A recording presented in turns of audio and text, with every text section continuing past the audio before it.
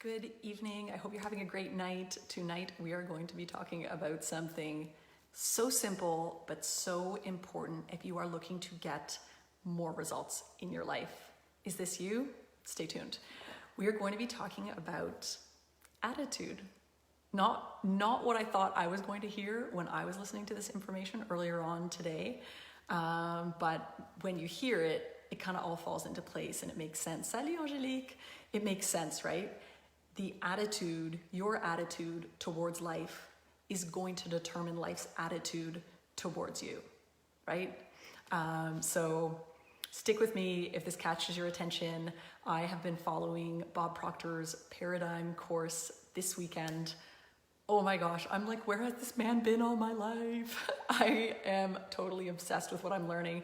And then of course he talks about where he learned it from. And so I'm like going off down this personal development rabbit hole, following all the different resources he's giving us. And one of the resources that he mentioned, hey Lisa, hey Mira, thanks for joining. One of the resources that he mentioned was Earl Nightingale. And it was an audio that Earl Nightingale has on attitude. And he said that he listened to this over and over and over again. He said, listen to it every day. Listen to it for 30 days. It will change your life. And I'm like, yes, I'm going to go do that. So I went through Earl Nightingale's audio about attitude. And hey, Ricardo, thanks for joining. Hey, Jennifer, my TikTok partner in crime. I can feel it coming. We are going to get onto that platform. I know it. Hey, you and Addie, thanks for joining. So I went through this audio that Earl Nightingale has, and I'm telling you, it's a 13-minute audio, but it took me like an hour to go through it because I kept stopping and like going back and forth and taking notes because it's so powerful. I'm just going to share a little bit of the notes that I took and kind of the key takeaways. Hey, Forrest, thanks for jumping on.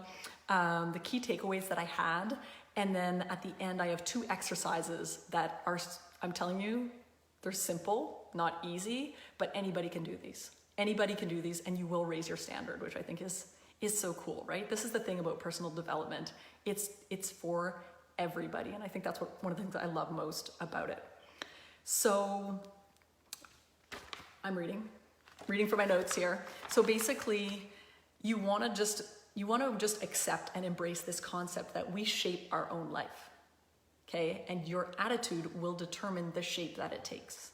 Okay, so if you're someone who would rather just believe like, no, life is happening to me and I can't do anything about it, like this is not going to be for you. But if you believe that, you know, what you put into something that you can determine, that you can manifest, that you can bring more good by, you know, giving more good and by doing more and adjusting your way of thinking, that sort of thing. If you think that you have some power in all of this, then I think this might be interesting for you. So it talks about how attitude is a reflection and a result of a person's will. And you can train it daily, which is amazing, and it is so powerful. And then he goes on to say that if you look, hey Mickey, my little sister in the house, nice. If you look at the top 5% in any field, right? These could be artists, these could be tennis players, these could be authors, these could be whatever. Hey, Estella. You look at the top 5% anywhere, they will have remarkably similar attitudes, even though their background, their training, everything would be very different. They believe they can accomplish their goals. They have a healthy attitude towards themselves. They have a healthy attitude towards life and towards what they think that they can accomplish. Okay? And all of that together, those beliefs will lead to achievement. Okay, the work that they have done mentally will lead to their achievement, and then they'll be called, oh, successful, oh yeah, they're brilliant, oh, they got lucky, right? You do the work, you get lucky. And what's cool is that the people who will get into that top 5%, they are not necessarily just the geniuses, right? Far from.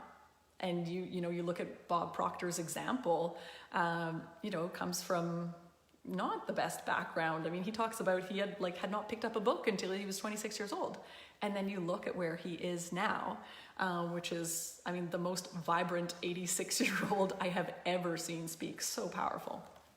And so here's the thing, is that you see that top percentage, like that top 5%. Why is it just 5%? Like, why is it that it is so few, right? Like, why isn't, and yes, of course, there's a top 20%, there's a top 50%, but when you see those that are really exuding that degree of character, it's really about 5%. Why? And he said that it's because so few are trying to get there. Like, isn't that wild? And I stopped and I thought about that and I thought, okay, so few are trying to get there. And it's true that not everybody is motivated to create a different life, right? And that's okay. Not everybody has to be. But I think there's a subset of people that simply don't believe it's possible.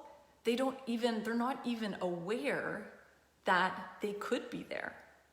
And, you know, maybe kind of in that fixed mindset category. And that was definitely me. Like, I definitely had very much a fixed mindset, you know, like, show up, go to your job, this is your life.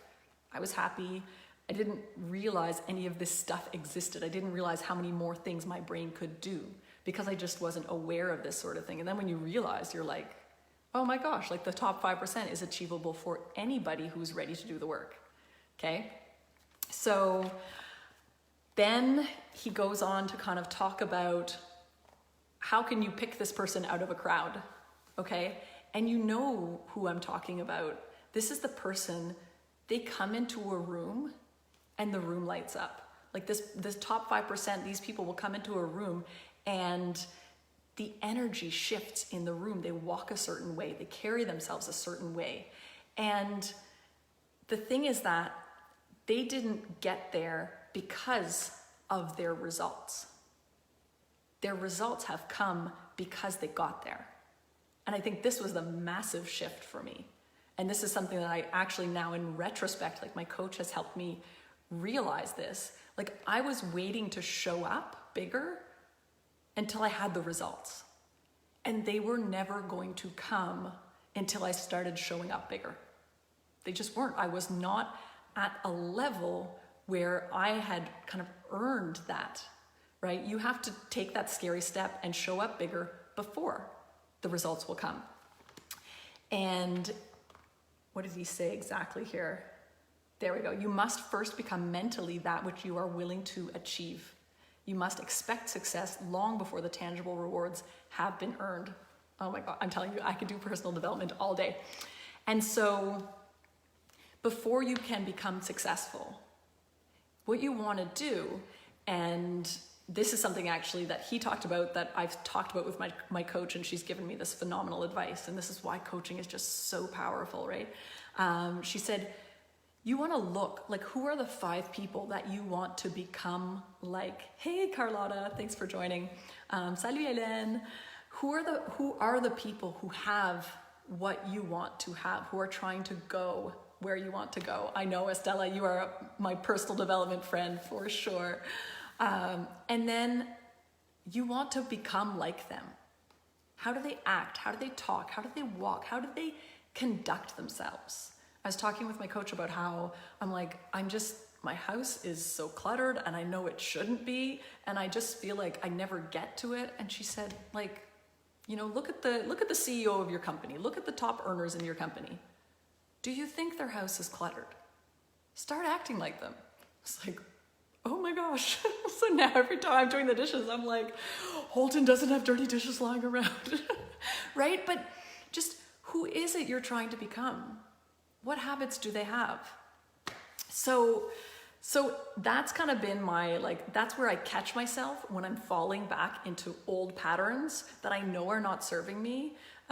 Yes, Forrest says you're the sum total of the people you hang with. Absolutely. That is why, it is such a privilege. I get to hang with Forrest. It's such a privilege. So who are you trying to become like? And then what habits do they have? Go take them. And so here are 2 exercises, okay? And these are both, like I said, these are both simple. Anyone can do them. Very few will. Probably 5%, right? We know that. But I'm committing to doing them. If you are ready to commit to do them, and I think these these aren't, just let's change our business results. These are life-changing exercises that you can do, and you don't know necessarily where it's going to impact you, but I can tell you that these will impact your life if you are ready to do them and commit to them for 30 days. Number one, for the next 30 days, act as if you are already in possession of the results you seek. Whatever those results are, act as if you are already in possession of them.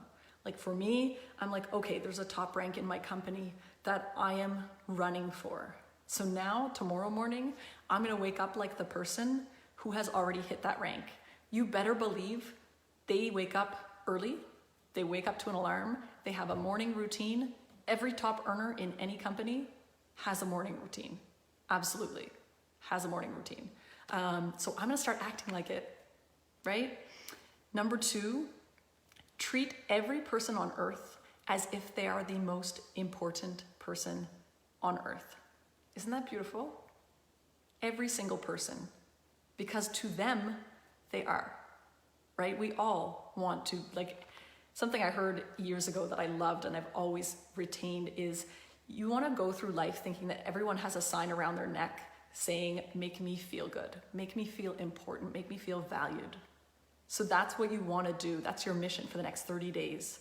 Act as if you already have the results and then show up that way, and treat every person on earth as if they are the most important, especially your spouse, your significant other, your children, the people that sometimes we take for granted or that we just, we are ourselves around. My husband is out of earshot when I'm saying all of this. So those are the two exercises. Estella says, why do you think people resist to do those two things?